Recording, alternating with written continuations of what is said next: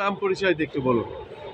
সম্মানিত সাংবাদিক ভাইয়েরা, উপস্থিত আমাদের প্রধান সমন্বয়ক সহ সকল সমন্বয়কদের এবং আমাদের উপস্থিত শিক্ষকদের আমি সালাম জানিয়ে, আমি মোহাম্মদ জহুরুল ইসলাম, ননএমপি সভাপতি পিরোজপুর জেলা।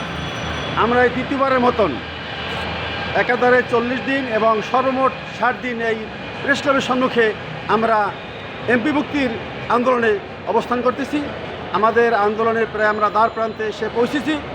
আমরা আশা করব আমাদের দেওয়া ওয়াদা সরকার বাহাদুর বাস্তবায়ন করবেন এবং আগামী সপ্তাহের প্রথম দিকেই আমাদের এমপি মুক্তির সকল নীতিমালা চূড়ান্ত করে আমাদের এমপি মুক্তির জন্য বিজ্ঞাপন প্রকাশ করবেন।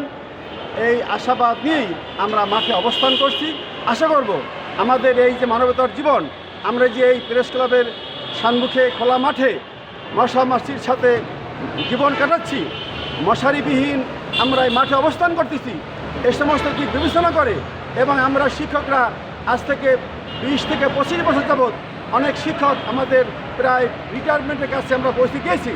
অতএব এবং অনেক শিক্ষক আমাদের যাবৎকাল আমাদের ননএমপি অবস্থায় 17 জন শিক্ষক মারা গিয়েছেন। এই সমস্ত দিক বিবেচনা করে সরকার বাহাদুর, শিক্ষা উপদেষ্টা, শিক্ষা অর্থ মন্ত্রণালয়ের অর্থ সচিব সহ আমাদের মাননীয় প্রধান উপদেষ্টা সকলে আমাদের এই বিষয়টাকে বিবেচনা নিয়ে আমাদের অতি দ্রুততম সময়ের মধ্যে প্রজ্ঞাপন জারি করে আমাদের এমপি মুক্তির আদেশ দিয়ে বাড়ি ফেরার ব্যবস্থা করবেন।